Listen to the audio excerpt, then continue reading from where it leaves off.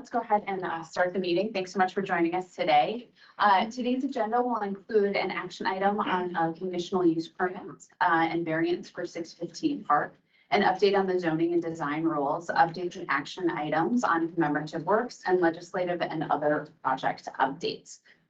First, let's go ahead and do a roll call, and you can just briefly introduce yourself. We're going to start with Dana Beth.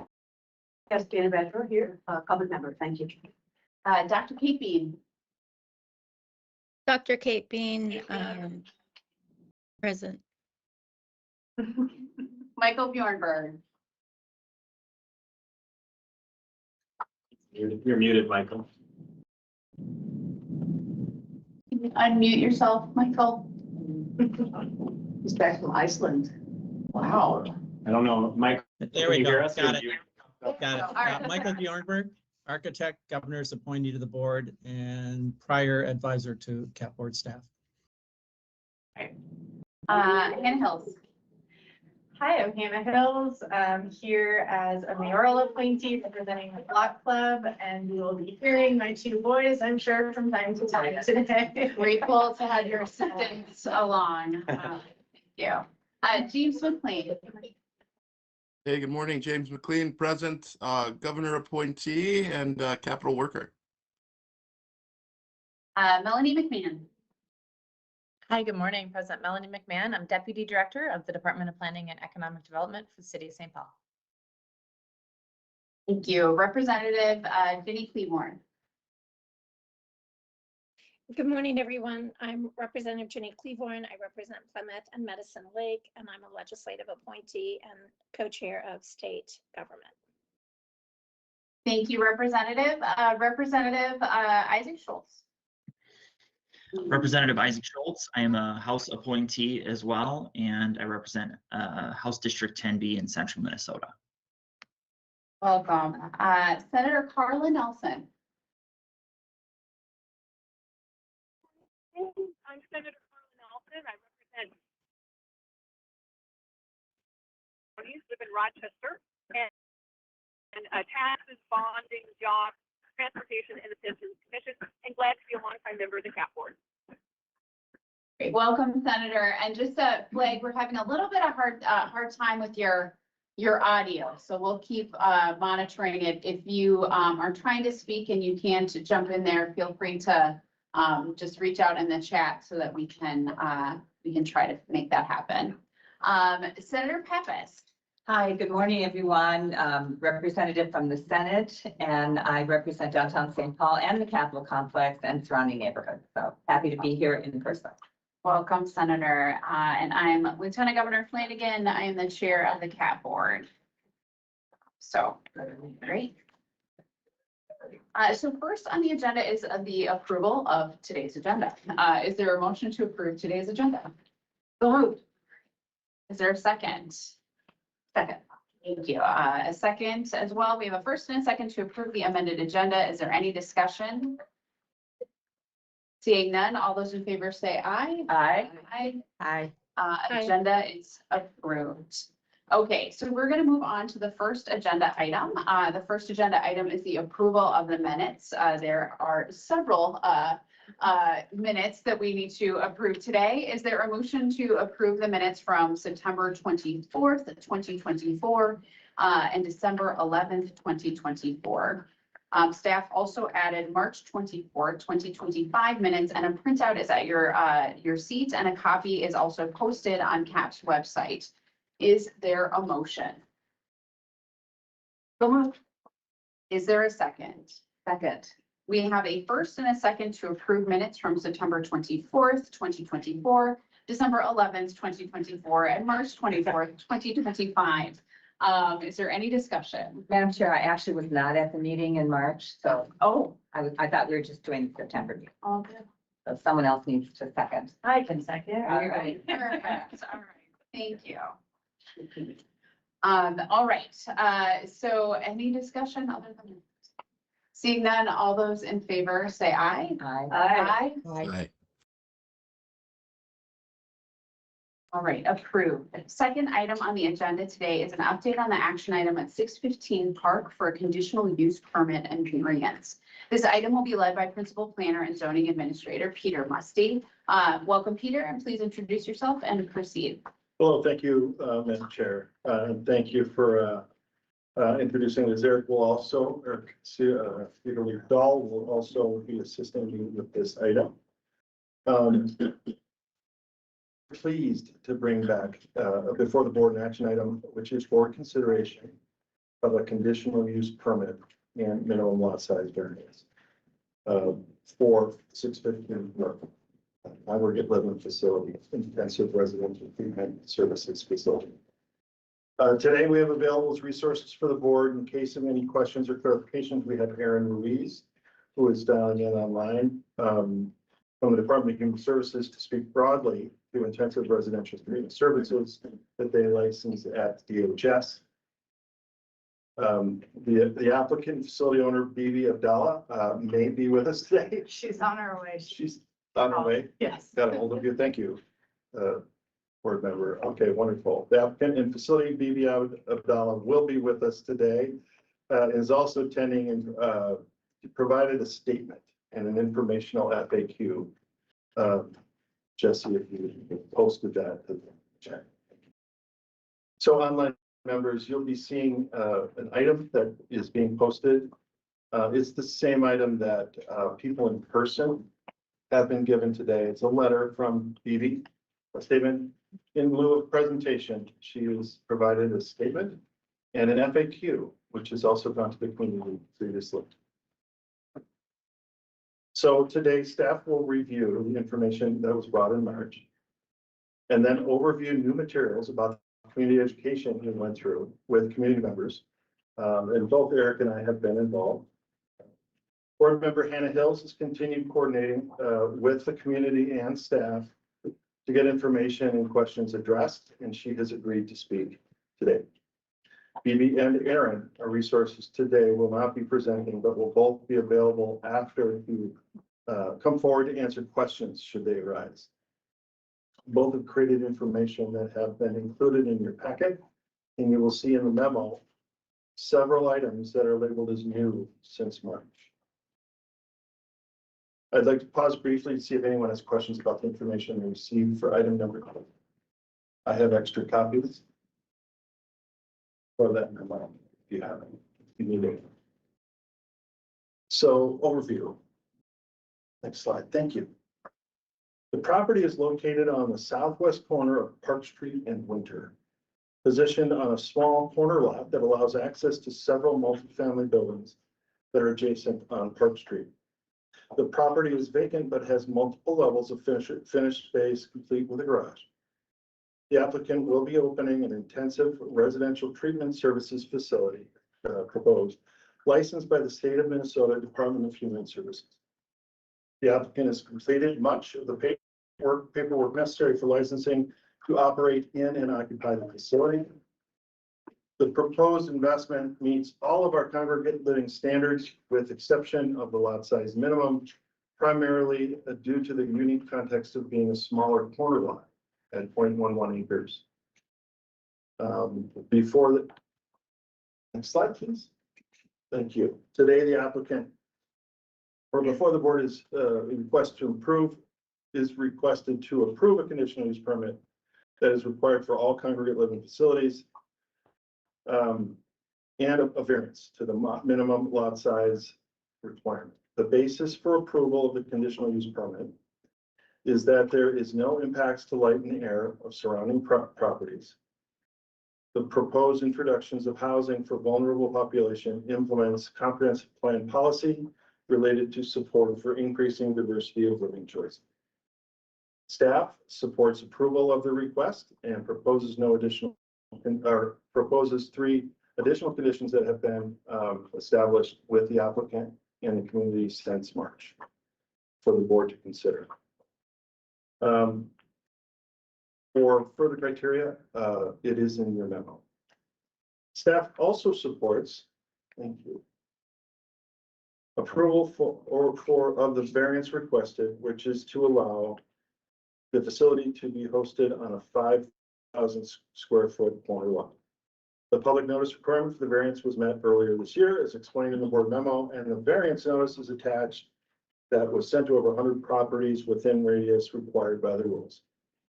The basis for granting the variance is that a denial would mean the CAP board would be using a lot size standard to deny a proposed community living residential investment inside a viable vacant structure that is designed to easily accommodate the maximum of 6 residents proposed, if not for its urban context requiring a substandard lot size. The proposal meets all other CAP board zoning standards for congregate living, including spacing and percentages, and is meeting all state, county, and city licensing requirements. And again, the criteria and a little more extra context on the criteria and how it's satisfied is in the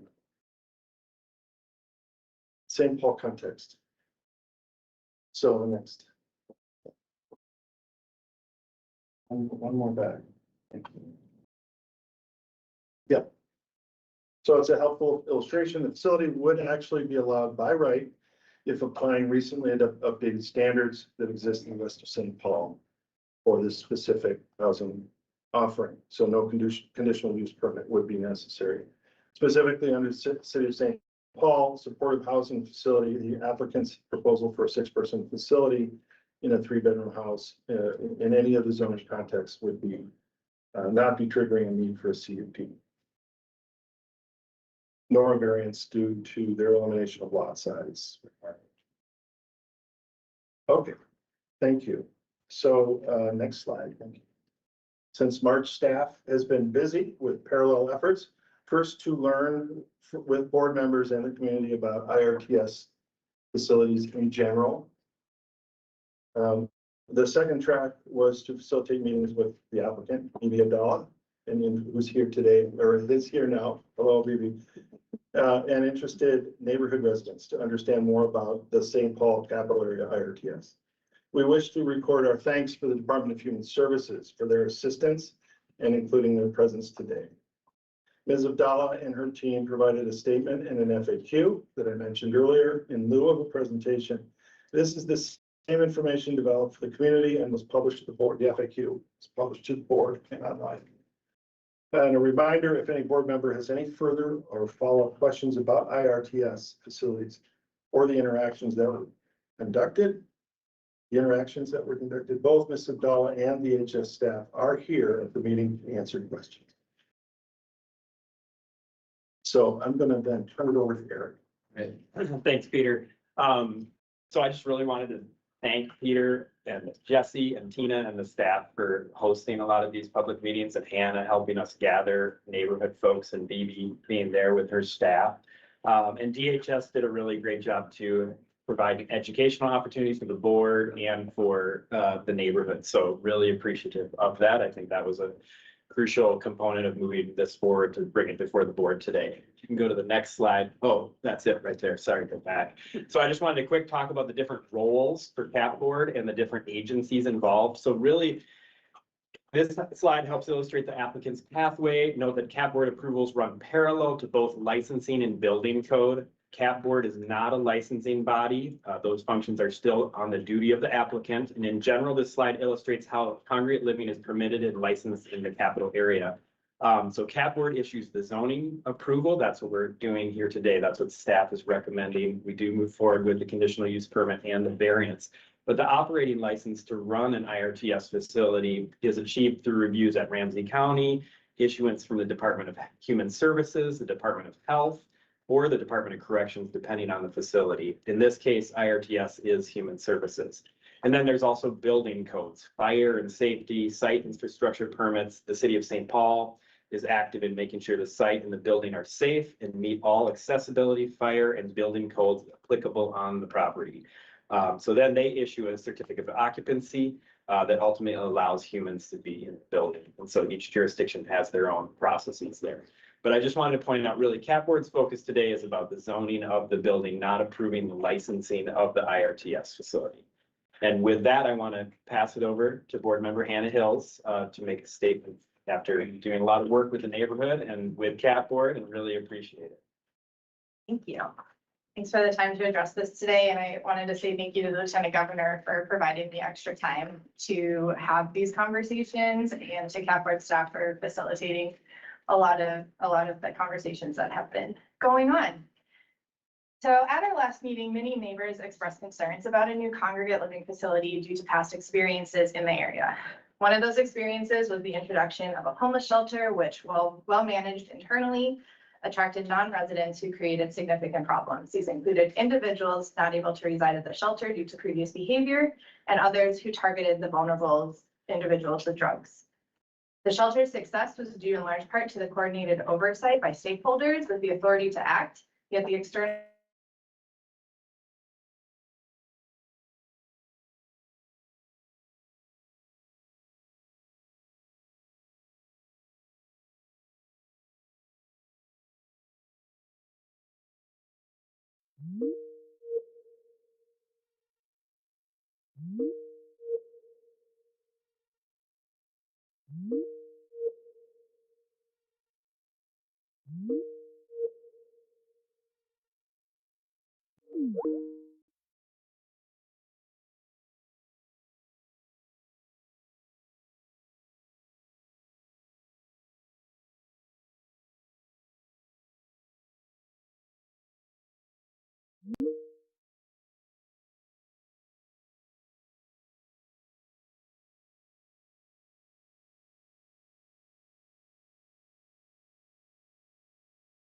Some neighbors were reassured by this, some remain wary or opposed.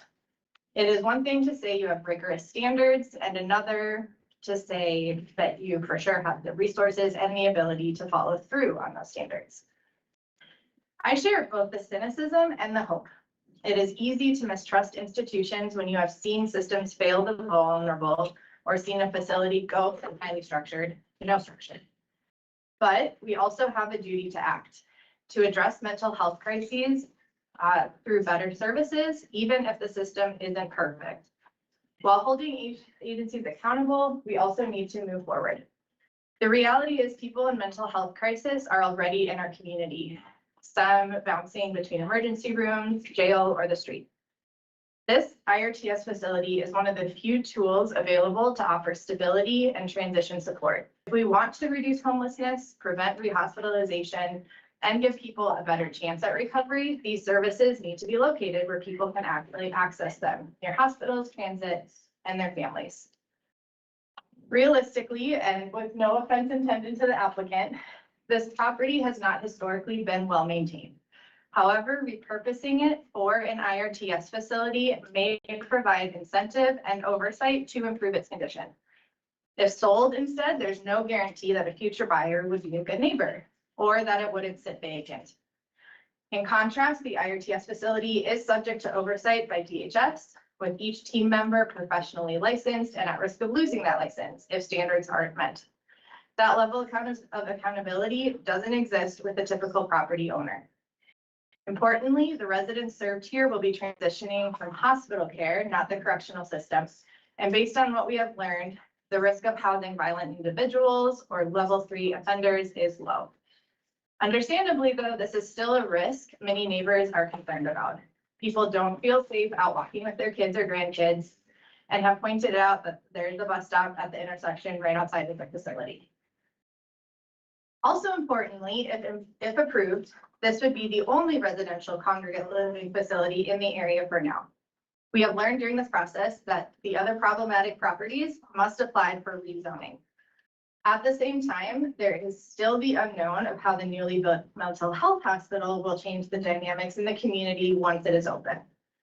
Meanwhile, improvements through the Vitality Fund, including increased sheriff patrols, are set to begin as this facility potentially opens and may further help ensure safety for all. We're looking forward to more Vitality Fund updates as well. The variance request involves lot size. It's about 1,000 square feet too small. And while outdoor space is important, the Capitol Heights area is well suited to offer additional outdoor opportunities, such as staff-led walks in the neighborhood or outings to nearby parks. More people out walking and paying attention to things contributes to neighborhood safety and vitality. The conditional use permit puts meaningful power in the hands of the community. If occupancy exceeds 6 residents, if the communication channels are not maintained, or if complaints about licensing violations are ignored, the facility zoning can be revoked.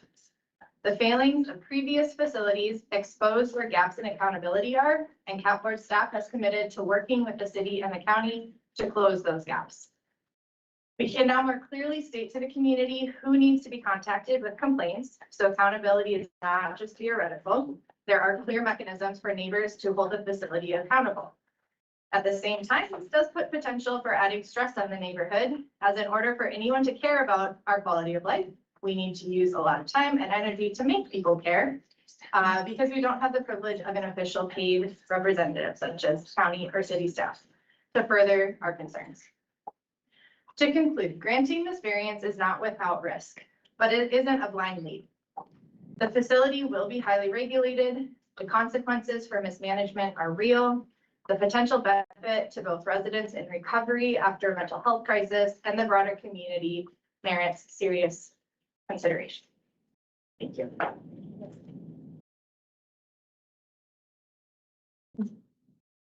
Thank you, Hannah. Andrew? Yeah, absolutely.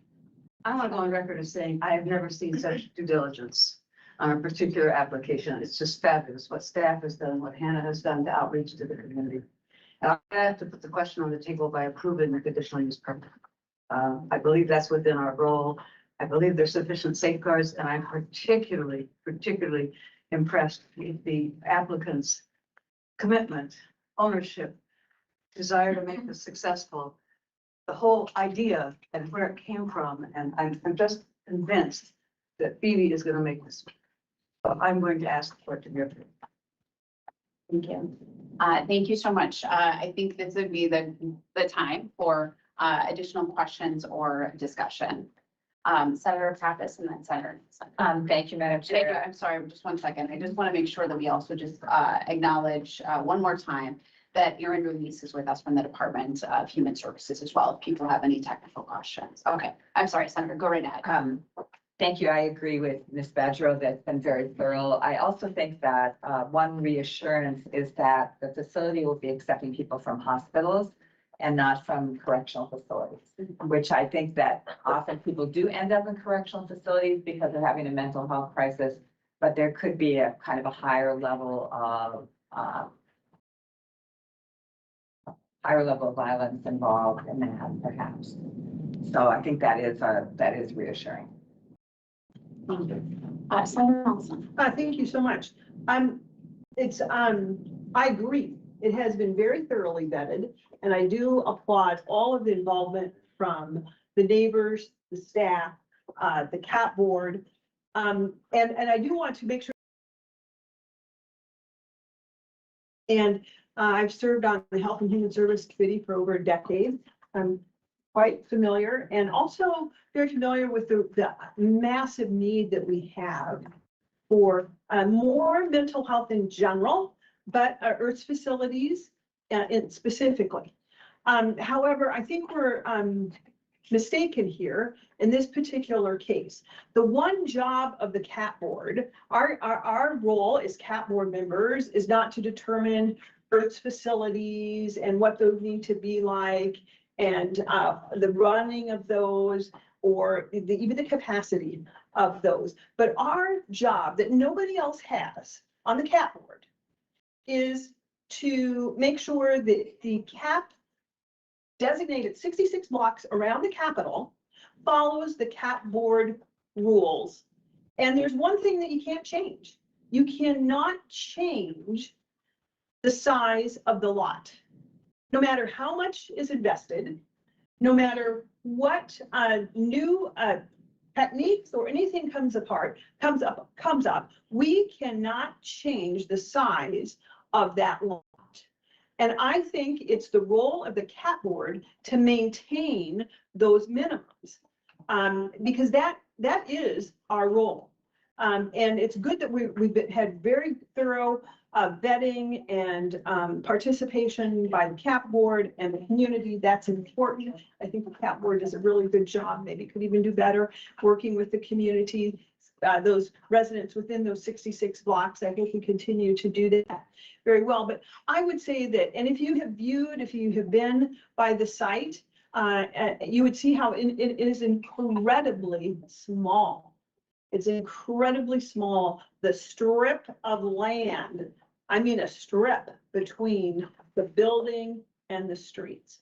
It is very, very small. And also, this is not the job of the CAP board to talk about IRTS facilities or mental health, but I would just note that there's been a lot of research lately about the importance of mental health facilities, the importance of design, light, space, how all these things are incredibly important.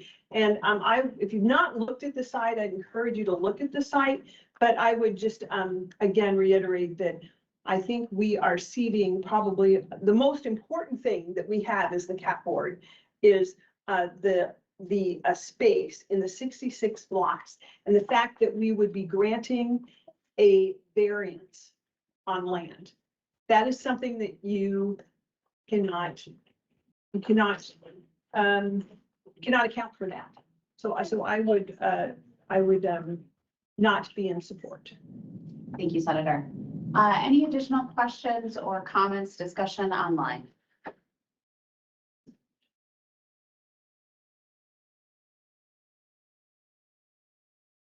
Mr. McLean, go right ahead. Thanks. I appreciate Senator Nelson's comments, because that's not an angle I had really thought about a whole lot in terms of the kind of our role. Can we just get a little bit of a review? I mean, because obviously there is a variance mechanism that we can use. Can I just get a refresher on kind of what, when variance is appropriate and when not, and what we should be considering? Because frankly, like I said, I appreciate that perspective, but I hadn't spent a lot of time thinking about the lot size. It didn't seem like it was a concern for the community. I really appreciated that kind of thorough thinking and review that we heard from Board Member Hills, and I didn't hear that as a concern for people who live there. So I'm just curious. Yeah, like I said, just our general kind of framework for variances and granting them. Great. Peter, can you speak to that, please? Sure, Board Chair, I'd be happy to address that. Variances come in all shapes and sizes. They are typically applied to property sizes and property exceptions. A unique plot like this that doesn't have the traditional depth of a backyard, a larger backyard, is kind of the way things are mixed up here in Capitol Heights. We don't have a lot of standard lots. We do have some narrow ones that are really long, some wide ones that are really narrow, and some corner lots. And at this point, the structure itself is suitable with occupancy, some of the modifications from the city. The location itself is it will access the new BRT line within a half block or about a block. So it becomes a good transit-oriented site. The site itself, we have within a block, 2 parks up one block in two directions. And so the criteria for this variance was laid out in your memos. And so I'd invite board members to look at that in more depth. In this case, I won't go through each one, but I would be willing to answer any specific criteria. But the staff has laid that out in March, and we've laid it out again, that we feel that it does meet the criteria that our specific variance standards put forward. The lot size is close. But it does not mean that's why we are voting on it today. Is it worth the exception? Basically what we're asking. Thank you. Mr. McLean, any follow-up? No, thank you. That was helpful. Senator Nelson. Yes, I thank you. I think it'd be helpful. Eric, could you pull up the map that shows this? I think that would be helpful too, so people can see the whole view of that. And then while he's doing that, I think it's important to know too, as you look at the lot size, how much of that is a city right away. In other words, it looks like there's very little land that is not city right away, like where the sidewalks are or the boulevards. But If you can drill down on that, please. I don't know if we can zoom in on it. I mean, you see the back, you could see that there is absolutely no backyard. You can see that there is like, no, there's more city parking than there is land on that particular site. And how long has that been vacant? We understand any use is better than a vacant building. I get that from a neighborhood for sure. But how long has this been vacant? I don't know the answer to that question. I'd have to refer to the applicant in order to know that information. I don't know it. Sorry. Butcher. Maybe you could speak to that. It has been vacant since my father passed away. Do you mind coming to the table? I'm sorry. Thank you. The property has been vacant for quite some time now. And it hasn't been in use. But just to answer in terms of lot size, this house was built, 5 people used to live there. That's what we intend to have. You talked about, there is a bit of a backyard around the garage. We intend to make that space more into the future to cover some of those needs. And just to also answer another question that you brought, my brother's bipolar. We went through a lot of RTS programs, and it's very important to have this smaller facilities than bigger facilities. Research shows it. I've done a lot of research around that. There's a reason the community-based are better than having this bigger because they have one-to-one. There's a lot of parks around. I have learned a lot through my family's experience dealing with my brother since he was 16 years old. We've had a lot of issues. There's the Temple Capital Mental Health facilities that's being just a block away from us, right? Just a little bit to that side. And this will be a complementary to that because a lot of those people, when they come out, those individuals that do not have a place to go, they're going to be roaming around the community with no help, and others will be taking advantage of that. If we're looking at this from a commercial perspective, I agree with you. You know, that lot size, but nothing's being changed. This is a smaller space. It's still hosting. I grew up in that household. I know the community. And I applaud you for the risks that you have, but the community will hold us accountable. I told Peter, excuse my language, but shit like the stuff that we had to deal with, the halfway house is even near, close to anywhere in this area. Even if I'm in a hospital, you have my number. You can call me and you can shut this facility down because that's not what I want to put, because I know this from personal experience. We went through hell getting my brother. Ms. Gonzalez, Excuse my language. no, it's okay. We don't, Yeah. You don't need to share your personal story in order to convince us in this moment. You've done so previously and I appreciate that. I don't want you to have to, you don't have to hold that for us today. The question that I have for you though is how long has the home been vacant? And that's all you have to answer. I think you have done the work in the community. It's a family-owned property, which my mother and my father used to own it after my mother. That has been transferred to me. It has been vacant, I believe, since, is it what? I might be getting my numbers wrong, but it has been vacant for a few years now. Okay, thank you. Yeah. Thank you. You can have a seat. Thank you. Appreciate it. And Representative Cleveland. Thank you. And this question probably is for DHS. So what I'm looking at in the notes is that it's 5,000 square feet currently, and it's going to 8,000 square feet. It would normally be required to be 8,000 square feet, if that's my understanding. Does, from a human perspective and from a variance perspective, does DHS feel that this lack of green space in any way, is it in any way detrimental to human habitation of the building? And I think that's the question that I would have. I don't see where that would be an issue personally, but I was just wondering from from a DHS facility perspective, is that something that they would have concerns about? Thank you, Representative. Mr. Ruiz, if you wouldn't mind weighing in there, I'd appreciate it. Yeah. And just thank you for- introduce yourself if you would. For sure. My name is Erin Ruiz. I'm Department of Human Services subject matter expert for our our intensive residential treatment services, our residential crisis, and our Community Act programs. And so to answer your question, in our licensing statute, it is pretty broad on space designation, both inside and outside of our facility.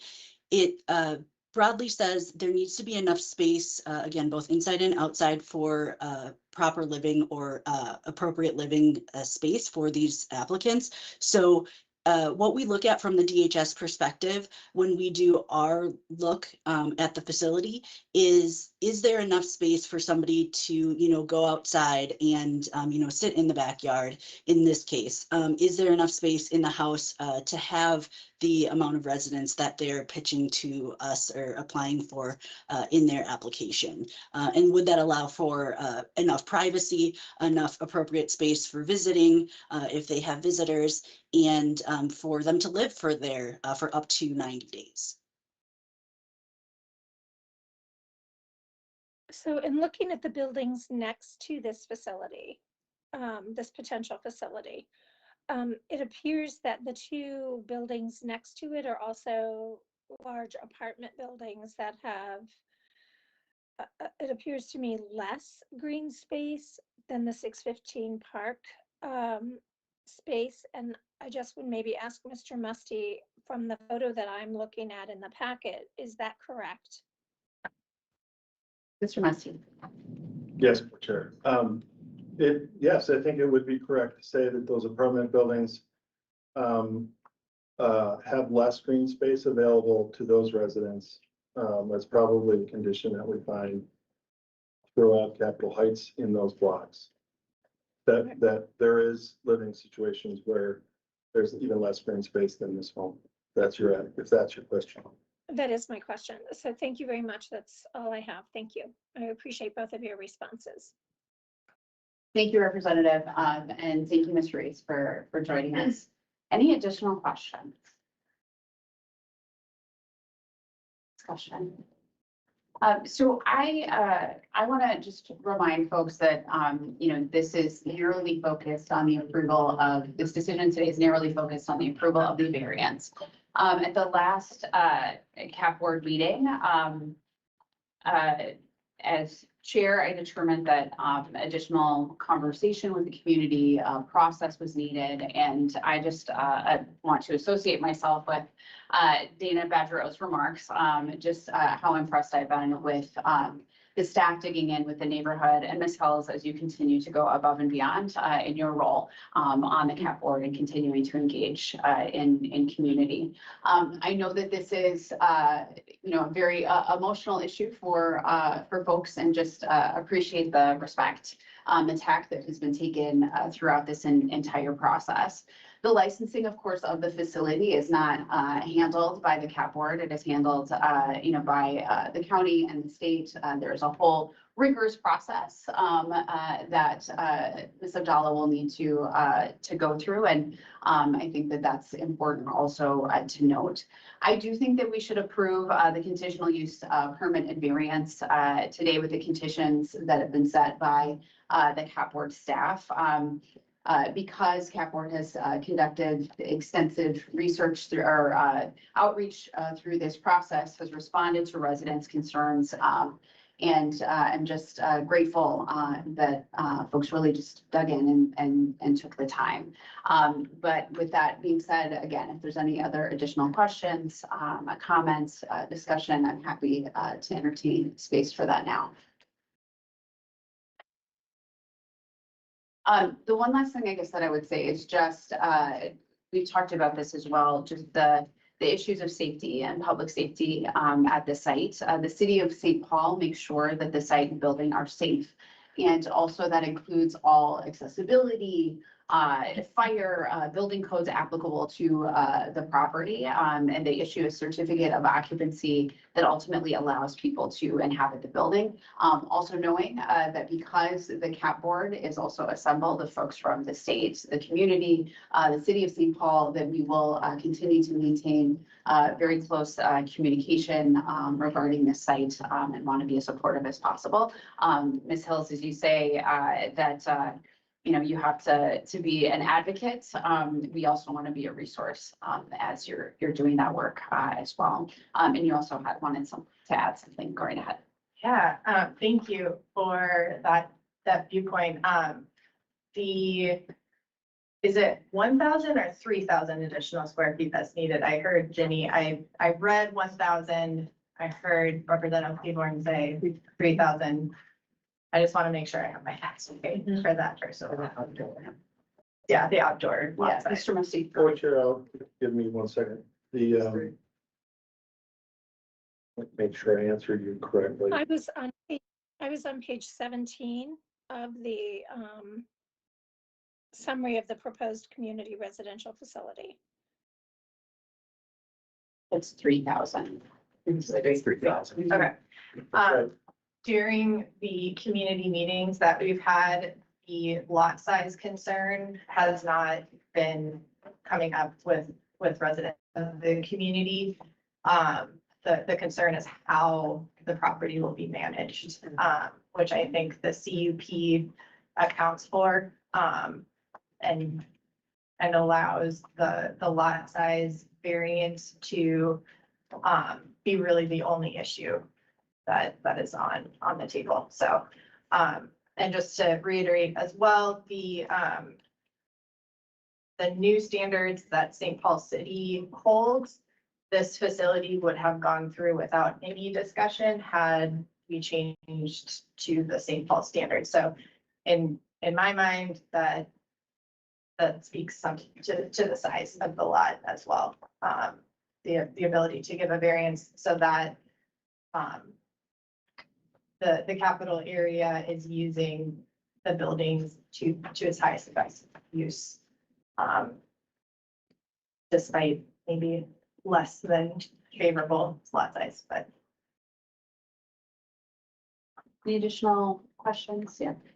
Thank you, Madam Chair and board members. I just also wanted to speak to the connection with the city of St. Paul. Staff is committed to checking in with them regularly on this facility and making sure that we're notified if there's any concerns there. And then when I update the board later on the Vitality Task Force account and working with Ramsey County Sheriff, we'll also be working with them to talk about letting us know of any concerns with the facility. So.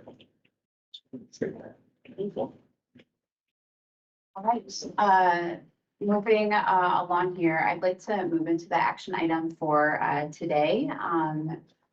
If you could summarize the resolution, Executive Secretary. Thank you, Madam Chair. I'm going to pass it to Peter because he can do a better job of summarizing that. Thank you, Executive Secretary, Board Chair. The summary resolution forwarded by staff is a combined resolution approving both conditional use permit and minimum lot size variance. The conditional use permit now includes 3. Next slide, please. Thank you. Now includes 3 proposed conditions that resulted from the collaborations since March. They are an adjustment clarifying bedrooms and number of occupants, and 2 surrounding communication that the facility will maintain a direct online resource with contact information, and that they understand that CAP board staff will convene a meeting with them if property issues arise.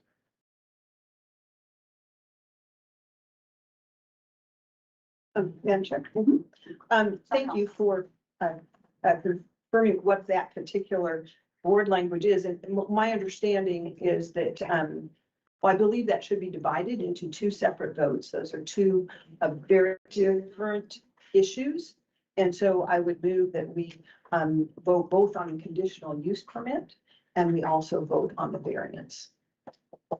So that has been moved. Is there a second? Second. Okay, it has been moved and seconded. Can you please, staff, go ahead and read that language for us, how that would appear. Okay, Madam Chair, thanks. And Senator Nelson, so you're suggesting that we do a resolution just for the conditional use permit and then a separate one for the variance? Yes. Okay, so the first one, Capital Architecture Planning Board approves the granting of the permitting by the zoning administrator, Capital Architecture Planning Board, granting of the conditional use permit allowing for community residential facility licensed human service as requested in the March 24th board memo and applicant can reference submittal. That'd be the first resolution, that first bullet in the action. So if we go back one slide, Tina. That would be that first bullet there. Melanie. What's that? Oh, Ms. McMahon. The question. Sorry, just a question of clarification then. If it's being separated into two different resolutions, would the conditions that were outlined in the previous one resolution apply to both? And I ask that because I really appreciated that the conditions that were included in the resolution, I think it really showed the thoughtfulness and the specificity to this particular CUP and variance application. The analysis of the criteria were really helpful because we do have this is set by laws and rules. And so the criteria and the analysis of the criteria and those findings being met was important, but those conditions I thought were also really helpful and applicable to the work that's been done. So just wanting to ensure that the conditions would also be included in a motion to approve separately in two different resolutions, both the CUP and the variance. Secretary. Madam Chair and Board Member McMahon, I would suggest that it's part of the first resolution for the CUP and then the variance is its own resolution as a separate item.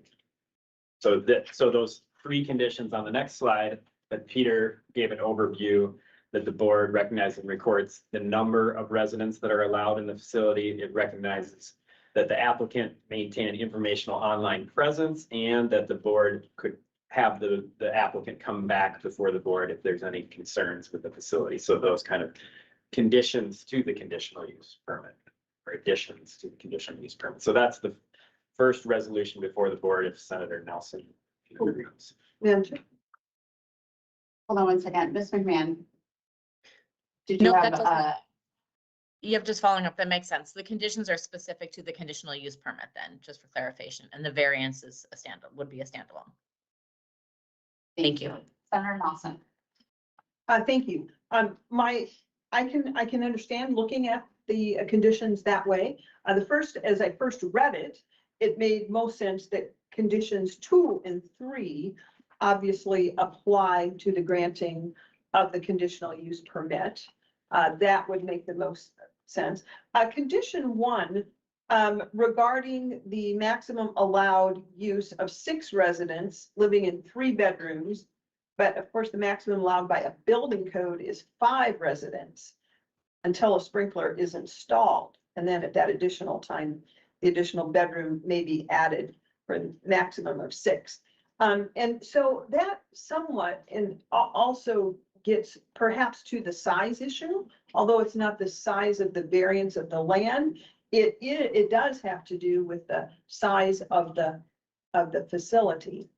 And it seems to me that that is a variance that would not apply to the variance rules governing the CAP area, but certainly it is a variance from the it must be from the, what is the city of St. Paul. From the city of St. Paul, maybe. For the, yes, for the sprinkler system, that additional 6 resident cannot be added until the sprinkler system is complete. Is that correct? And that is determined by the city of St. Paul. That's true. However, my question is this, though. Currently, the maximum allowed is 5 residents until the sprinkler system is allowed. However, the conditional use permit is for 6 residents. And so it seems to be that perhaps that's a little bit premature. And that we should, I mean, I think that would probably be the way that would be treated. Whether they be rentals or anything else, I don't know that they would get any conditional use permit until the sprinkler system is installed. I think it would be prudent for us as the CAP board to make sure that that sprinkler system is installed first. particularly when you're looking at a building that has been vacant now for a number of years. I think for safety reasons, and also for not setting precedent reasons, I think we should make sure that that sprinkler is activated, is there, installed and activated before we allow that additional resident or that additional living space. So I guess I think that's already in the language. I don't Because see for the resolution itself indicates allowing 5 guest rooms, right? And then for this piece itself, it says they cannot add an additional resident until that actually is completed. It does say that. It's a little bit vague though, because we're granting a conditional use permit. So we should not be granting this then until that particular is fulfilled. In other words, you don't grant a conditional use permit based upon something that isn't there. And how would you know how long are they going to be able to have that conditional use permit without the sprinkler system? That would be, I think, something to consider, especially regarding liability. So, do you have suggested language that you would like included, Senator? Yeah, I'm going to ask that we identify the conditions 2 and 3 apply to granting, follow the granting the conditional use permit, and the variance, condition 1 would apply with the variance. Madam Chair, Mhm. I'm wondering if the city, Give advice. not to put any board member on the spot, but if board member McMahon from the city of St. Paul could provide any advice on the occupancy limit for the site, or if DHS has any insight into that. Ms. McMahon, if you're willing, it's one of the reasons why you're serving on the CAAPB board, so go right ahead. Well, unfortunately, I don't know how much to help be specifically for that. I will note though, when we're talking about lot size, 5,000 square feet is a pretty standard lot size in St. Paul. It's pretty standard. It's what a lot of households are on for overall size. So in terms of occupants per that, just generally, I have no concern with 5 or 6 on that because I think that's pretty standard across the city as it is right now. So just wanted to note that. Thank you. So we have a motion right now to separate these 2. And so I want to be clear on just what it is that we are actually, what's on the table I right can now. amend my motion, Eric, with the conditions I suggested. Madam Chair and Board Member Nelson. So really then the first one is about the CUP allowing for the community residential facility as requested in the March 24th board memo, but then only items 2 and 3 that are shown on the screen right here. The board recognizes the offer for the applicant to maintain informational online presence and accepts offer for the applicant to attend meetings proposed by CAAPB board staff if and when necessary to address any. To the variance, which would be the second resolution. Is this clear? But without the variance, the CUP doesn't really matter, correct? Because they are not allowed to operate without a variance. Correct. So I think what Senator, I'm confused. what Board Member Nelson is suggesting is that we first vote on the CUP, and then once that's complete, then we can see if there's a motion for the second portion, which would be the variance with item 1 attached to it. So just splitting the 2 instead of it all being one package. Kind of like not having an omnibus bill. Having a way. Well, for legislators, Madam Chair, it's kind of like having standalone bills and votes rather than an omnibus bill. We pack everything in. Yeah. and vote. Representative Cleburne. Thank you. And I hate to belabor this point, but we are only doing the variance to accommodate the conditional use permit. So I don't understand why we're splitting them. I think it should be one. And it actually, I think keeping them together helps us not set a precedent for something in the future. So, because they are linked, they are tied together, we would not be giving a variance without the CUP. So I don't understand why we're debating splitting them, and I don't understand why we are debating splitting the conditions. The conditions apply to both the variance and to the CUP. And I think that was the very question that Ms. McMahon asked in the beginning, that the conditions would apply to both. And maybe I'm misunderstood, but I think it is a package. I don't think it's one or the other. So I would encourage us to vote to keep them together and to pass it as one resolution. Any additional discussion for the table or for the motion that is before us? Senator. Madam Chair, I just want to clarify that there is actually a motion before us about whether we're splitting. Correct. Yeah, that's correct.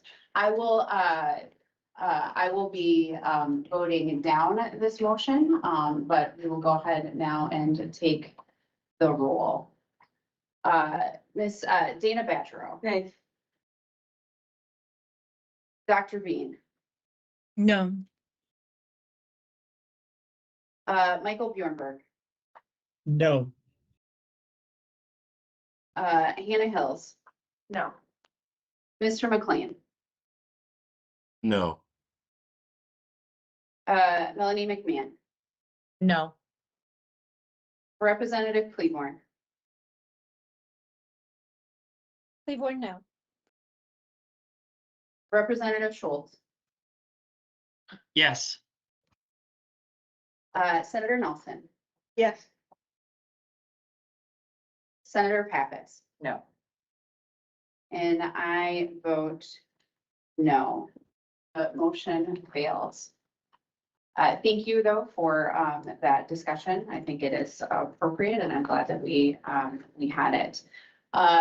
Would ask now for a motion for the what is before us for the conditional use permit and variance. I'd like to move that. Thank you, Ms. Badger. Is there a second? Second. Is there any discussion? Any additional discussion? Madam Chair? Yes. I will be voting no, but I want the record to be very clear that I'm clearly very supportive of ERTS facilities, know the vast need, have some of that personal experience too, which we probably all have at some point. And what I would say is my no vote will not be a reflection on not supporting ERTS, mental health facilities, especially the great need that we have now, particularly, even more so than prior to the pandemic. So I just want to make sure the record actually reflects that. My concern is more about granting a variance on the size of the lot in the CAAPB board jurisdiction. Senator Nelson, we will absolutely make sure that that was reflected in the minutes, and I appreciate that. Thank you.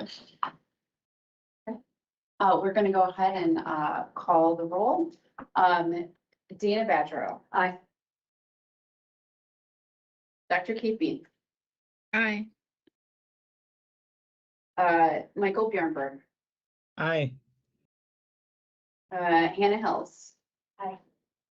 James McLean. Aye. Melanie McMahon. Aye. Representative Cleburne. Aye. Representative Schultz. Aye. Senator Nelson. No. Senator Pappas. Aye. And I vote in favor. The motion passes. Thank you very much.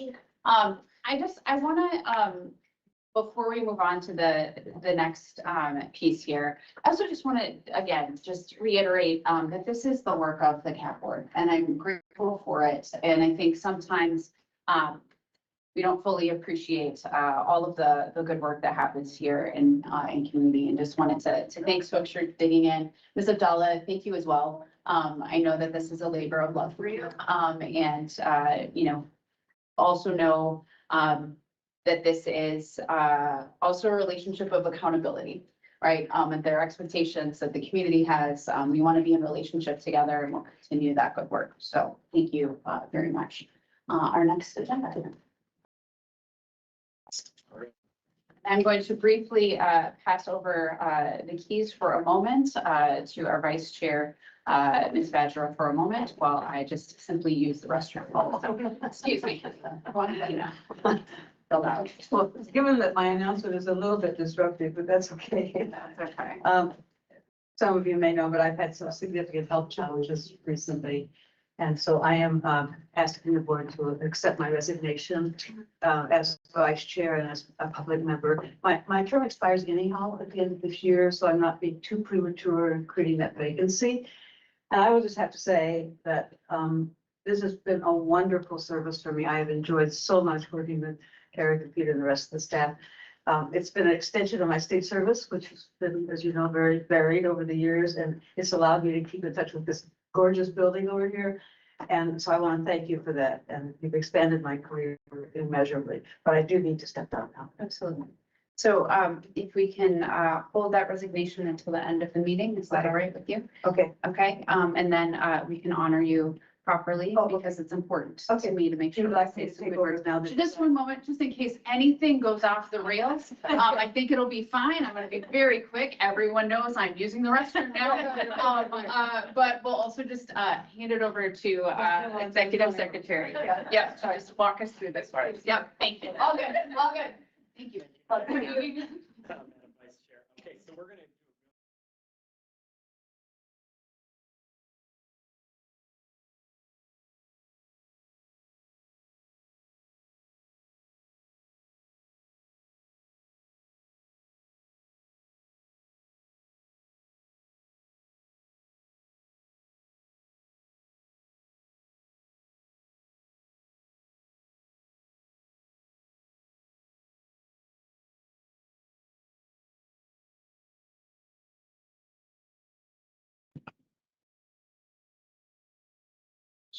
switch.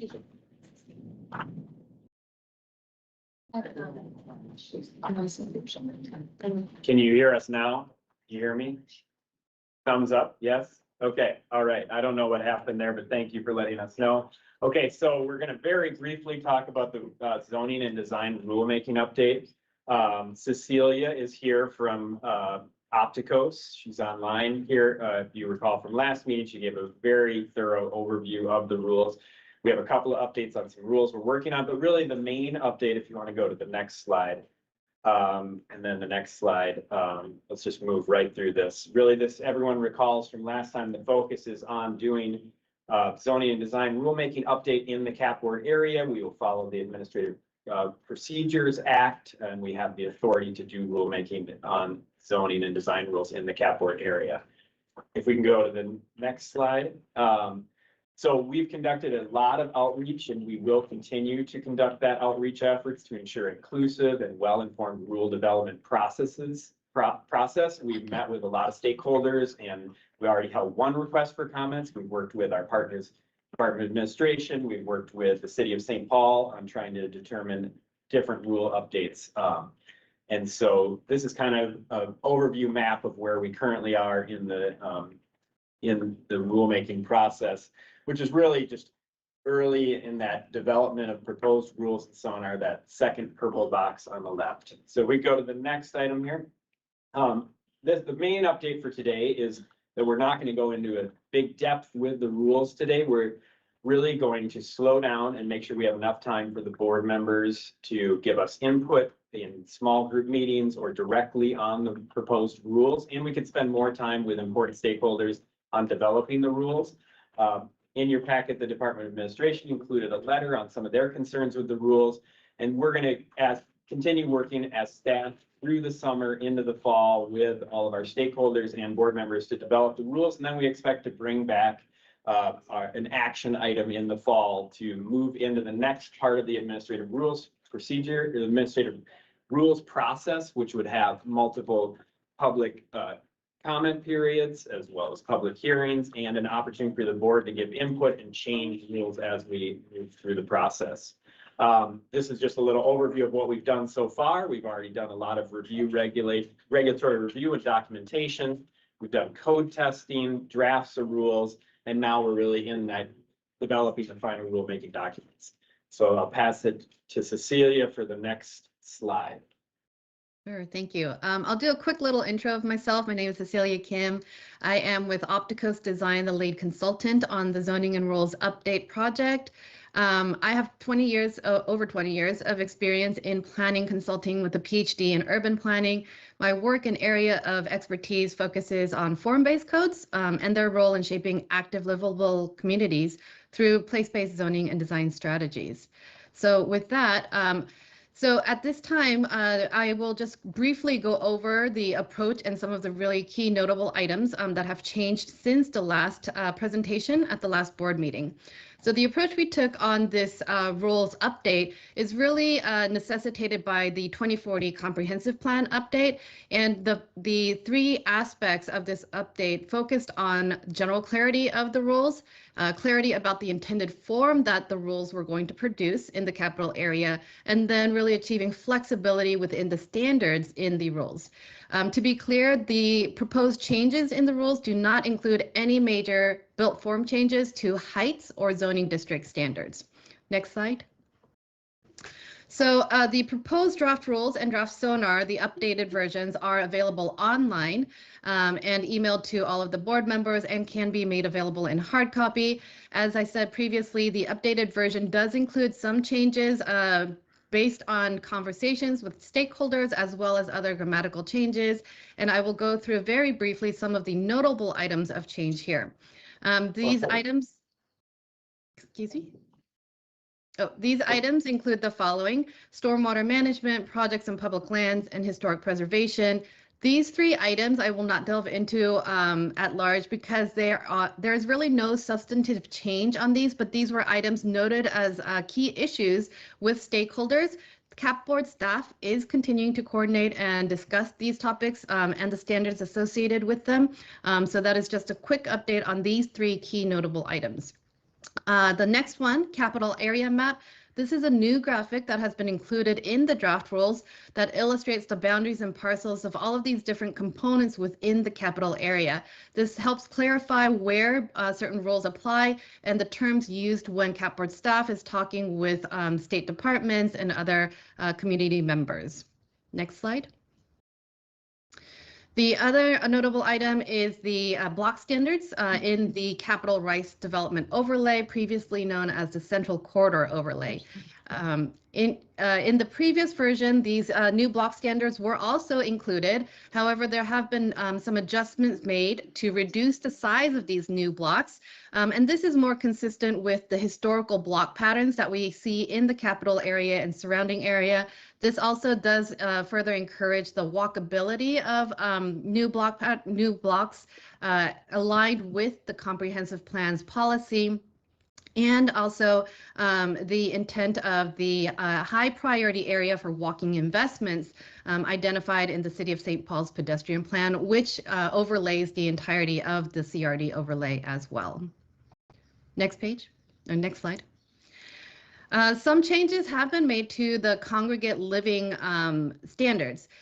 These changes are reflected in a number of different parts in the rules, and generally what the changes are is that the categories for congregate living have been updated to reflect 2025 definitions at the municipal and state levels, and really align with the City of St. Paul's code as well too.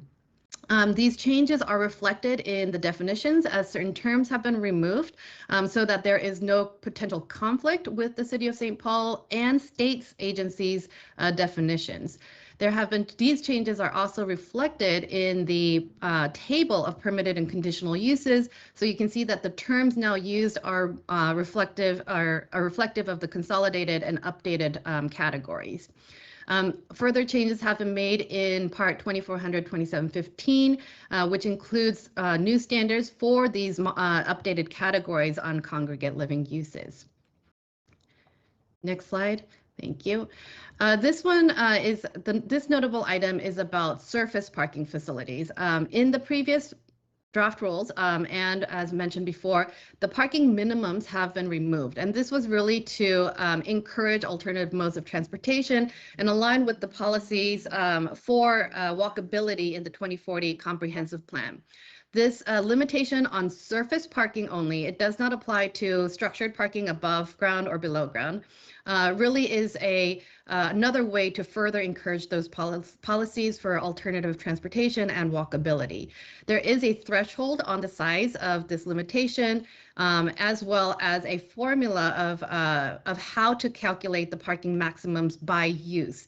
I did not put this table in there. It is in the draft rules, but all of this follows or aligns with the City of St. Paul and or also aligns with the existing parking maximum standards that were applied in the Capital Rights Development Overlay area, which was 85% of the parking minimum requirements. There is some flexibility built in here. As you can see, there is a conditional use permit allowed that can also be used to exceed where needed, but that does go through a different review process. Next slide. Okay, and then this final item is about the frontages.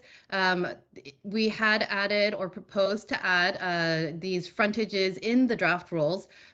For these ones here, the porch, gallery, and arcade, it was determined that there may be a need to add dimensional standards so that it was clear that these frontages were usable spaces and not just added onto the facade of the building. And so with that, I will conclude this section of the overview of notable changes to the proposed rules, and we'll accept any questions at this time. Questions? Madam Chair, I just wanted to remind the board that today we're not voting on anything with the rules. We just wanted to keep you up to speed on what we're working on. And again, as I mentioned, we're going to continue over the summer and into the fall, working with each of you as well as our stakeholders as we go forward and bring an action item to the board. Thank you. Senator Nelson. Just one question, and then I'll look forward to getting the full draft rules. This was a nice overview. I'm going to ask our speaker. She just went by it so fast, I didn't catch that. In the block standards, the new blocks are not to exceed, current law would be 700 feet. I think this would take them down to 500 feet. And what was the second dimension that's being reduced? I was not able to see that quickly enough. It's 1,600 feet in perimeter, so 500 feet in length, in lengthwise, and then 1,600 feet in perimeter, so the entirety of the block. Was that reduced also then? No, that was an additional standard. So initially it was only 700 feet in length, and that brought about the concern that it could be a 700-foot square block, which would be 7,777, so totality of 2,800 feet in perimeter. But again, most of the blocks in the capital area and surrounding neighborhoods are not that size of a block, and you want shallower depth blocks. So that's where the perimeter standard also came in. Hey. Gotcha. Thank you for that. And I'll look for getting the full set of draft rules as they're available. The one thing I would note, always perks up my ears, is parking. And a lot of us have different thoughts about parking.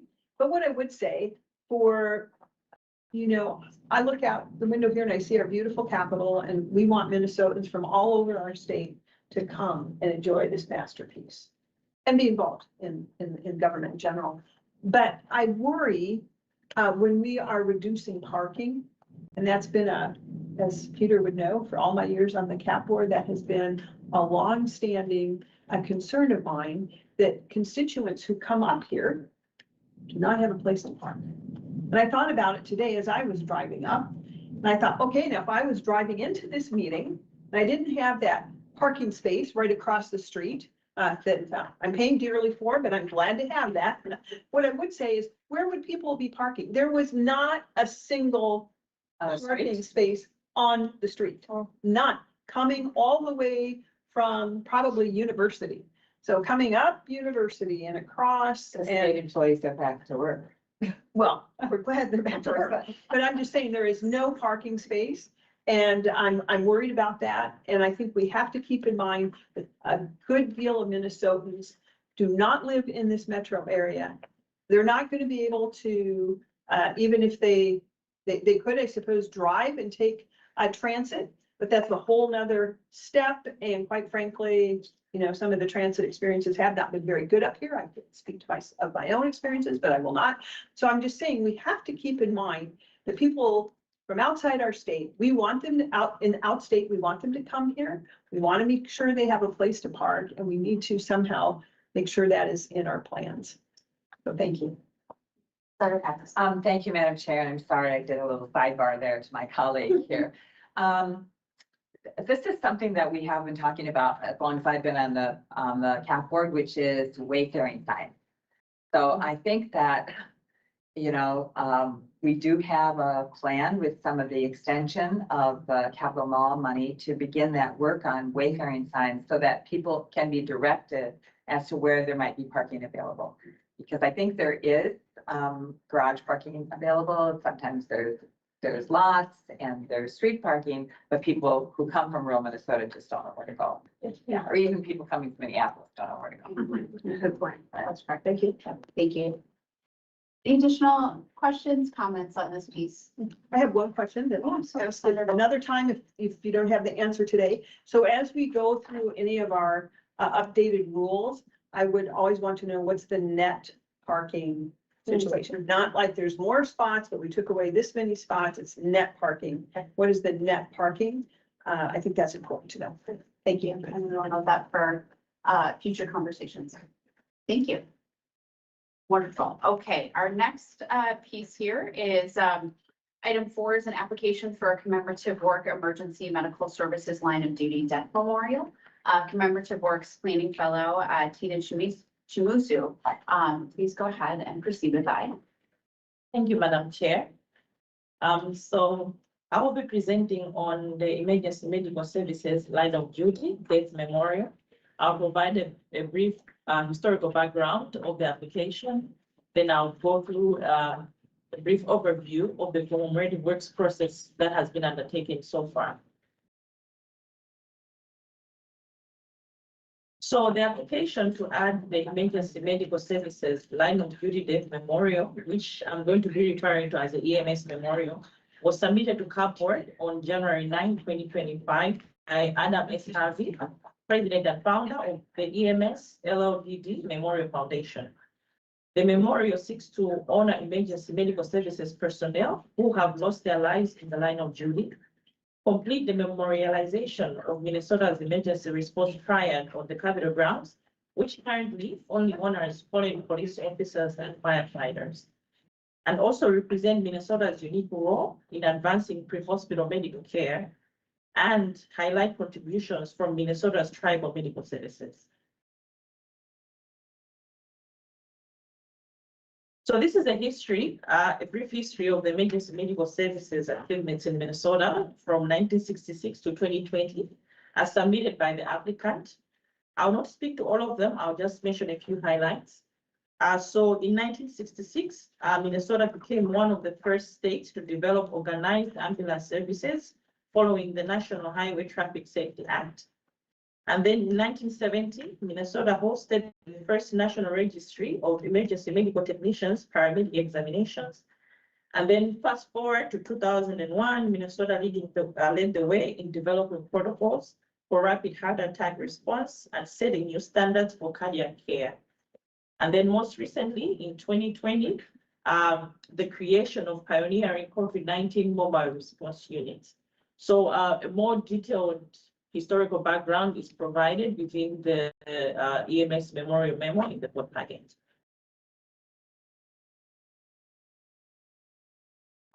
So the commemorative works rules, once the application was submitted to the board in January, CAAPB board staff reviewed it for completeness, and after assessing it, advised the applicant to make some revisions. And after those changes were applied, the application was once again reviewed and found to be complete on March 7, 2025. And so according to the rules, for the application to be reviewed by the board, it must meet all of the conditions from Minnesota Rules 2400-2703 subpart 2. And so basically there has to be documented public support of the artwork. It has to have lasting statewide significance for Minnesotans. It should be respectful of the diversity of Minnesotans and provide a rich experience to broaden the understanding of Minnesota's shared history, heritage, and culture. And so once it was found to be complete, CAAPB staff further reviewed the application per the rules and determined that so far all of the conditions in this part 2 that is on the screen have been met. Details of the review process can be found in the memo that's in the board packet, and it's also available on the website. And so per the rules, the next step of the review process will be for the board to gather comments from the public on whether the application meets all the stated conditions.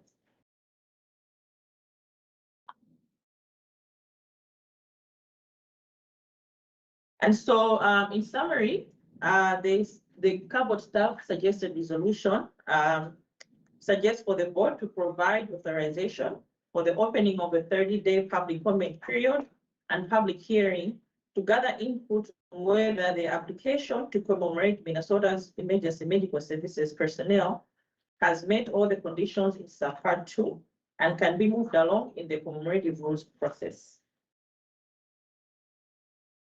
Madam Chair, I'll make that motion. Wonderful. I'll second. Thank you. There's a motion and a second before us. We'll go ahead and call the roll. Dana Badger. Aye. Dr. Stacy. Aye. Michael Bjornburn. Aye. Hannah Hills. Aye. James McLean. Aye. Melanie McMahon. Aye. Representative Cleveland.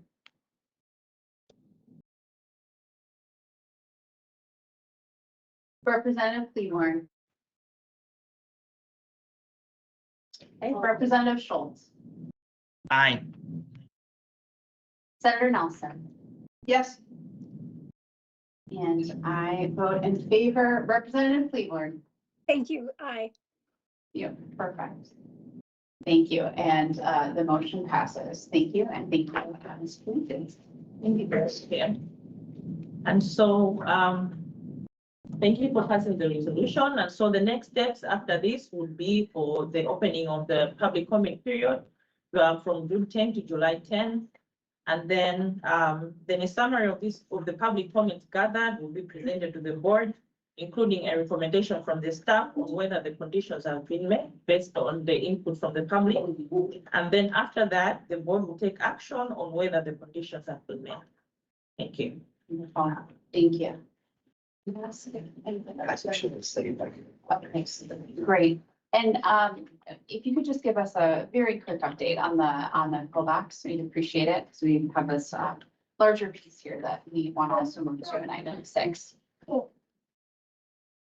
Thank you, Madam Chair. So the application or the pillbox was submitted by Stu Conley of the Hassel Hall chapter of Society of American Baseball Research.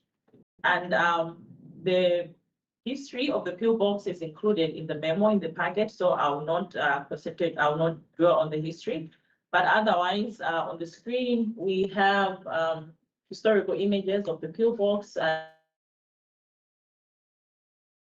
Sanborn map from 1903 showing the existence of the pillbox at the corner of Robert and 12th Street. So it's on the far right corner of the image.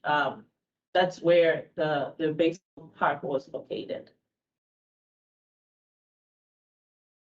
And so, again, similar to the EMS memorial, the pillbox application is being processed per the rules 2400-2703. And before the board can review the application, it has to meet all the conditions. And so recently we held a public comment period to gather input from the public on whether they think that the conditions have been met. And from the comments that we received a total of 16 comments, and we counted 13 because 3 out of those 16 comments were submitted twice by the same people. So 12 out of those 13 comments were in favor of the application or to move the application forward, and only one application opposed adding the commemoration on the Capitol grounds, despite the fact that that's not the question we're addressing at this point in the public comment period. And so currently, the CAAPB staff engaged with Pigeon Consulting, which is a historic preservation consulting company, to ask them to conduct a historical background report on the pillbox, and that is currently underway. And so far, the update that they have was to say that they can confirm that indeed the pillbox existed in the location that it stated in the application. And so once that report is ready, it will be presented to the board along with the staff recommendation on whether the conditions in subpart 2 have been met. And then once this is presented to the board, then the board will take action on whether the conditions have been met. And then if the board decides to vote the application forward, then the next steps of the process would be for the site selection process to take place together with the applicant, CAAPB staff, and architectural advisors for the board. So in summary, that's where we are with the coupons. Thank you. Thank you very much. It's an exciting update, and really for the last 2 items to have that rulemaking process took about 18 months. And I want to just honor the role that you had there, Ms. Badro. Yeah, it's wonderful, and it is in action, and so just really exciting. And Ms. Chumusu, thank you for your good work as well. So let's go ahead and move on to the next item, which is the USS Ward gun. Very exciting update. Go ahead, Ms. Chumusu, and please proceed. Thank you, Madam Chair. So for the Ward gun, the CAAPB received the application to remove the USS Ward gun from the Capitol Mall to the Minnesota Military and Veterans Museum. The application was submitted by Executive Director Randall Dietrich, who is here with us this morning. And so basically, the application was to remove the artwork to the new location, which is located in Camp Ridley. And so I'll just go over a brief history of the USS Ward gun for those who may not be familiar with it, but otherwise a more detailed history is included in the memo for the Ward gun in the packet, and also it's also on the website. And so the USS Ward gun is a Second World War memorial that sits on the south edge of the Lower Capitol Mall. And the artifact fired on and sank an enemy vessel in the very early morning of December 7, 1941. And the crew on the USS Ward was comprised of naval reservists from Minnesota. And so after the Second World War, the United States Navy agreed to load the gun to the Minnesota Department of Veterans Affairs with the assurance that the state would probably maintain the artifact. And the gun was installed on the state capitol grounds in 1958 along John Island Boulevard and moved to its current location in December of 1991. And so to the right of the screen are images of soldiers standing around the USS Ward gun while in service. And to the left is an image of the Ward gun as it currently sits on the south edge of the Lower Capitol Mall. So the application is being processed according to Minnesota Rules 2400, 2703, subpart 6, 7, and 9. And earlier this year, CAAPB staff determined that the application meets condition C of subpart 6, which states that the artwork has faults in construction or requires maintenance such that the Department of Administration is unable to properly care for or store the artwork. And after reviewing the staff findings and public comments that were submitted related to the Ward gun, the board voted on March 24, 2025 to accept that the application meets the condition. And that resolution moved the application forward in the commemorative works review process. And the next step was to convene the commemorative artwork review committee. And the committee was composed of the following members. We had one board member, Representative Isaac Schultz, and one architectural advisor, Joseph Faber, and a representative from the Department of Admin, Carrie Suchi, a representative from MNHS, Lindsay Rulon Miller, And we had two professionals appointed by the board, Dr. Kate Bean and Tom Brown from MNHS. And then we had two members of the public appointed by the board, and they were represented by Dan Engwo from Department of Veterans Affairs and Paul Mandel, former Cabinet Executive Secretary. And then we had three additional committee members, Greg Donofrio, Associate Dean at the U of M College of Design, Chad Roberts, who's the president and CEO of Ramsey County Historical Society, and Roger Brown, immediate past president of USS St. Paul. And then finally, the board executive secretary, Eric Silly Dow, is a facilitator for the committee, and I was there to support the committee's work.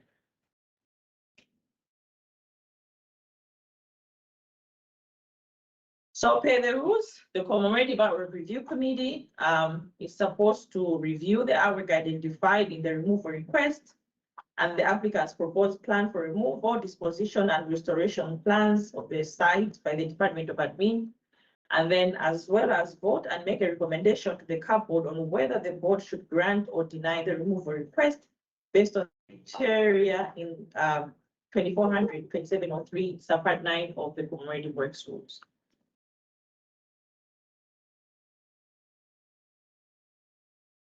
And so on May 2022-2025, the CRC, or the Commemorative Outwork Review Committee, met in person at Rondo Community Public Library Community Room.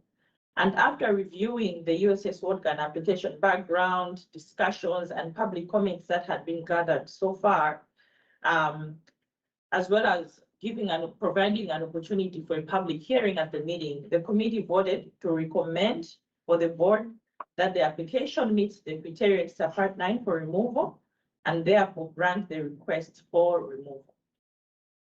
And so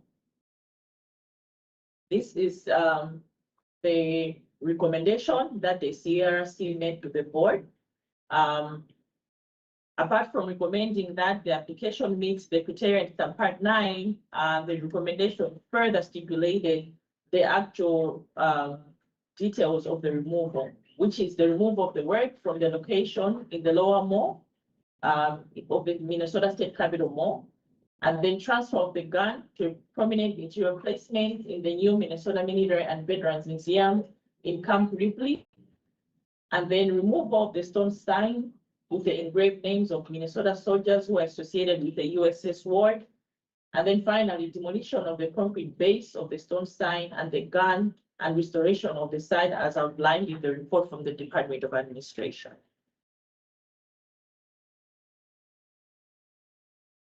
And so with those remarks, we come to the board resolution. Executive Secretary, can you please walk us through the board resolution? Thank you, Madam Chair. I'd also pass this back over to Tina to give the overview. But essentially, the CARC recommended to the board that the board gun is removed from the Capitol Mall. And then there's some more specifics on the next slide. I'll have Tina walk through basically how this works, because Department of Administration will do the actual removal. So then we'll move into them coordinating the removal with the applicant. And then the board only decides if it can be removed from the Capitol Mall. The Minnesota Historical Society has the determination of disposition of it, if it actually goes to Camp Ripley. And so they'll make that determination after the board makes its decision. And the gun also includes the sign that has the names of the soldiers that served on the boat and fired the gun. So that's a little overview, but Tina, if I missed something. Thank you. I think that covers most of it. Just to highlight that indeed the final disposition will be determined by Minnesota Historical Society. And that Minnesota Historical Society supports future prominent material placement in the new location at the Military and Veterans Museum in Camp Ripley. And that also, to just highlight that the removal and relocation activities, including some archaeological requirements where necessary, will be funded from a state appropriation made to the Minnesota Military and Veterans Museum. Well, thank you. Any questions? Madam Chair, I have to say this was the outgrowth of, as you may know, of the removal of the statue of Christopher Columbus. So our committee came up with this elaborate scheme by which we can now authorize the removal of something from the Capitol grounds, not realizing that there would be one that came up right away. And here it is. So I'd like to move this forward. I think it's been very well researched and it's appropriate. Wonderful. There is a motion. Is there a second? Second. There's a motion and a second. Is there any discussion? Madam Chair. Representative Schultz, go right ahead. Thank you, Madam Chair. Yeah, as the board member who sat on this committee and worked through this process, I too enjoyed having this process and seeing it work through for the first time. This is a positive step in the right direction for us. The steps, as you can tell by the report, we completed each of those steps, and the feedback that we received from Minnesotans was overwhelmingly in support of this direction. And it's the reason why I seconded this resolution, and I look forward to its adoption. Thank you, Madam Chair. Thank you so much, Representative Schultz, for your service on this particular committee and your good work here. It's very much appreciated. Any other discussion? It's just wonderful to see this in action, and I'm very excited about it that we now have an actual process in place. That works. That works. Yep. So it's exciting. Yes, Mr. Dahl. Thank you, Madam Chair. I just wanted to thank the Department of Administration for reviewing the budget and working with our team to help us move this process quickly to this board meeting, because we just had the CARC last week, right? And so we moved really quickly. I really appreciate that. And Tina did just a fantastic job, as well as David and Lindsay at the Minnesota Historical Society. Thanks for all your help in background research on that. And just one more thing before the board votes. Tina will be done with the CAP board in the end of July here, and we just want to really applaud all the work she's done. She stepped into the commemorative works and run these rules for the first time, and she's just done a fantastic job, and really couldn't have done it without her, and really appreciate that.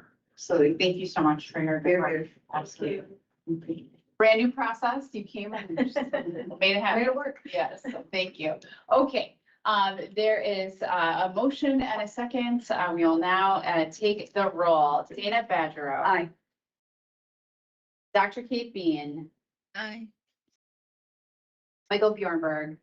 Aye. Hannah Hill. Aye. James McLean. Aye. Melanie McMahon. Aye. Representative Cleaborn. Aye. Representative Schultz. Aye. And I, Chair Flanagan, vote in favor. The motion is approved. Thank you very much. And do you want to just mention briefly the next steps here? So the final steps of this application for the commemorative breakthroughs are that the applicant to transfer funds for the removal process to the Department of Administration, who facilitate the process from here onwards. And then the final disposition of the USS Fort Gun will be determined by the Minnesota Historical Society, as mentioned earlier. And as Eric mentioned, we have a representative from the MNHS in case there are any questions relating to that. And so with those remarks, that brings us to the end of my presentation on the USS Fort Gun and the end of the CAP board process for the application. Thank you very much. Thank you. Yeah. Okay, so the last piece of our agenda, well, like second to last piece of our meeting here is just a brief update from Executive Secretary Cedar Leaf-Dahl in the legislative session and other projects. So if you could give us an update on the legislative session that is not yet complete. Thank you, Madam Chair. Thanks to the legislature in passing a final state government bill. 3 items in that state gov bill impact the CAP board, and they're listed here, as well as you can look at the actual language in the board packet and some narrative around those. But essentially, the CAP board received the governor's recommended operating increase for 26-27. We're grateful for that. The capital mall design framework implementation, if you recall, that fund was $5 million, and it did expire December 31st, 2024.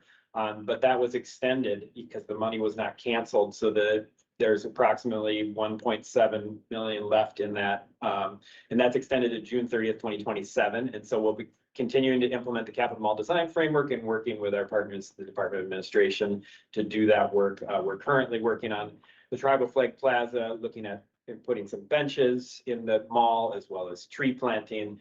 Department of Administration will be using some of the funds for Lot C and painting up the ramp right here. But we'll keep working with them and really appreciate their help there. Go to the next slide. Then we also, oh yeah, that one. We also received funds for the Vitality account. If you recall, we did the Vitality Task Force in 2024. Maybe it was also partly 2023, and the community was really involved. Board Member Hills was on there. Was on the task force, and there were some really great ideas that came out of it. And if you recall, last session, we tried to move funding forward, but it didn't move forward. But this year it did, and I've got the language up there. We had 5 million, but it was cut down to 3 million, but we're still really appreciative of that. And we're going to be working with Ramsey County Sheriff's Office, as well as City of St. Paul and the community, as well as CAP Board's oversight for consultation on how we utilize these funds, and we'll be using them over the next 3 to 4 years.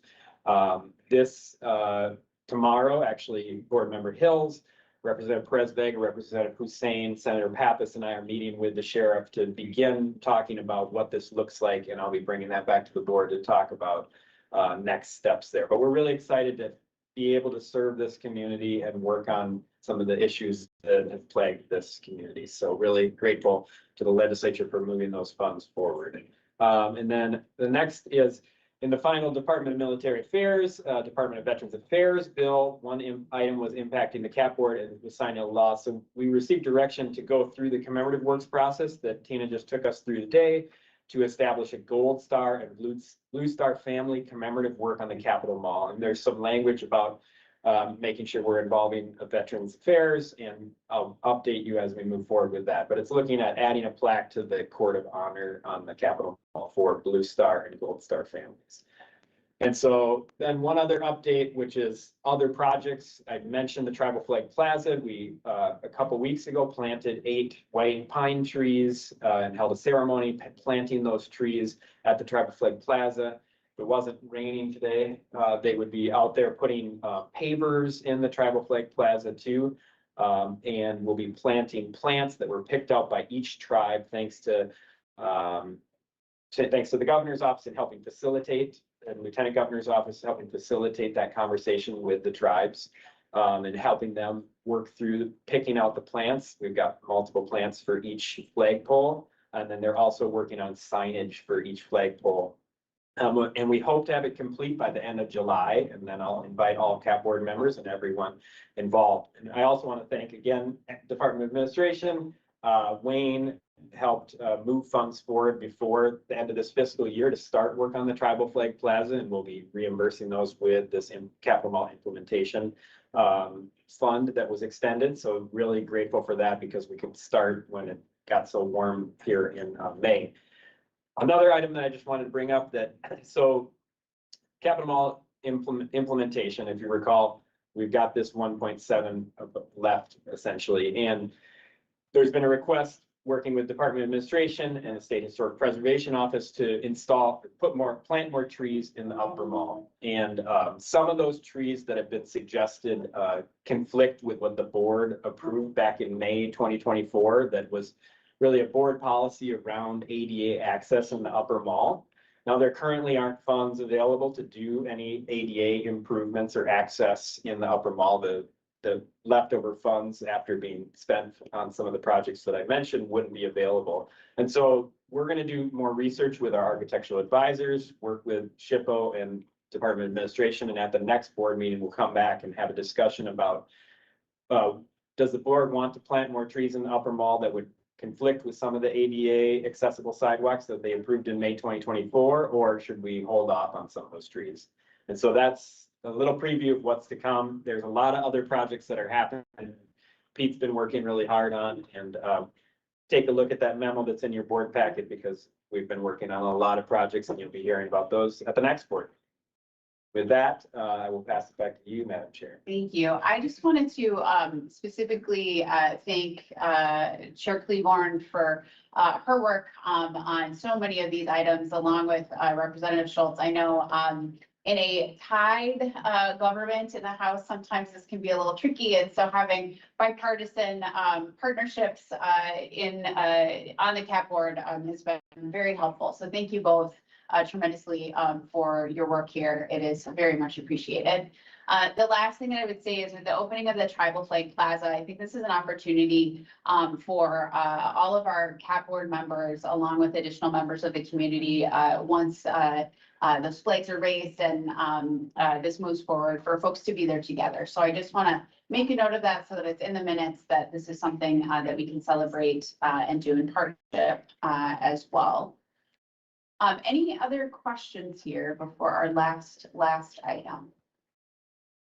Okay, so Dina Badgerow has indicated that she will be resigning from the board and prematurely announced. No, but it's all good. And I will simply say, you know, I wish I could say, no, you can't resign. But know that is not within my power. I just want to say, it has been an absolute joy and pleasure working with you on all of this. Your expertise as a former commissioner of administration, your knowledge of just Minnesotans and how the state works and how we could make it work even better, your patience, your thoughtfulness, digging into this when it was a time that was really difficult in Minnesota generally, and being able to make, to build those relationships, to do that outreach was particularly challenging, and you just really, you just rose to the occasion.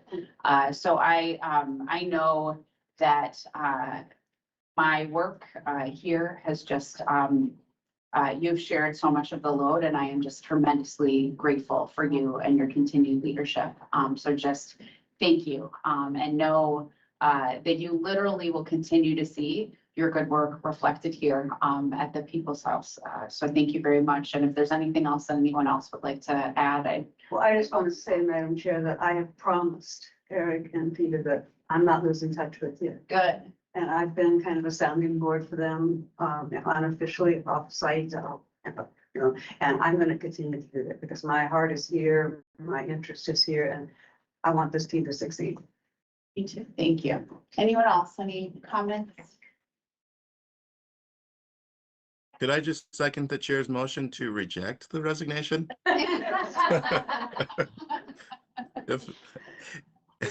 If not, thank you very much. Thank you for the service. Really appreciate it. Somehow I ended up on the executive committee, but board member Badgerow did the bulk of the heavy lifting on there.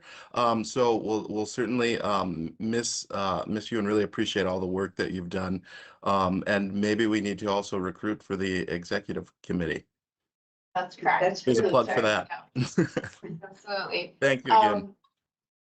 Michael Buehrenberg and then Representative Cleaborn. Yeah, thank you, Dana. Working with you is one of the highlights of my professional career and personal experiences. So I am just, I don't know, emotional. So thank you for all you've done, for all you've helped me. Much appreciated. Well, we were partners in crime on this wonderful renovation, so I thank you for that. Or justice. We don't have to talk about crime. Representative Cleaborn.